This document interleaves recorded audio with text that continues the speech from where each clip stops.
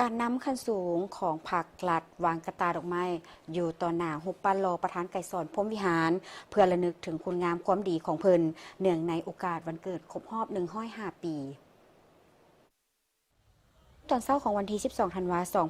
2025 การนำขั้นสูงของพรรคและรัฐแห่งสาธารณรัฐประชาธิปไตยประชาชนลาวนำโดยทานทองลุ้นศรีสุริตเลขาธิการใหญ่คณะบริหารงานศูนย์กลางพรรคประธานประเทศ ได้เข้าร่วมพิธีวางพวงมาลาและกระตาดอกไม้อยู่ต่อหน้ารูปปั้นรอของประธานไก่สอนพรหมวิหารที่หอพิพิธภัณฑ์ไก่สอนพรหมวิหาร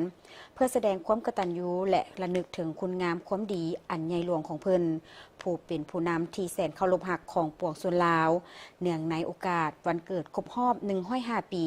13 ธันวาคม 1920 13 ธันวาคม 2025การเข้าร่วมพิธีวางกระตาดอกไม้ในครั้งนี้เป็นส่วนหนึ่งของการเฉลิมฉลองวันสำคัญของชาติคือวันสถาปนาสาธารณรัฐประชาธิปไตยประชาชนลาวครบรอบ 50 ปี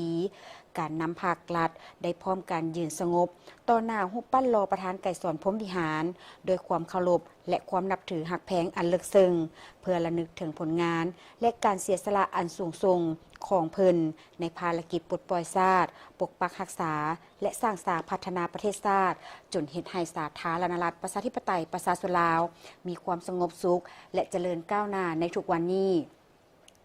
ประธานไก่สอนพรหมวิหารเป็นนักปฏิวัติที่ยิ่งใหญ่เป็นผู้ก่อตั้งพรรคประชาชนปฏิวัติลาวและเป็นผู้วางพื้นฐานอันนักแน่นให้แก่การสร้างสรรค์ระบอบประชาธิปไตยประชาชนผลงานและคุณสมบัติศีลธรรมปฏิวัติของเพิ่นยังคงเป็นแบบอย่างอันล้ำค่าและเป็นแสงสว่างนำพาให้แก่การจัดตั้งปฏิบัติมติกองประชุมใหญ่ของพรรคและแผนพัฒนาเศรษฐกิจสังคมแห่งชาติในต่อหน้า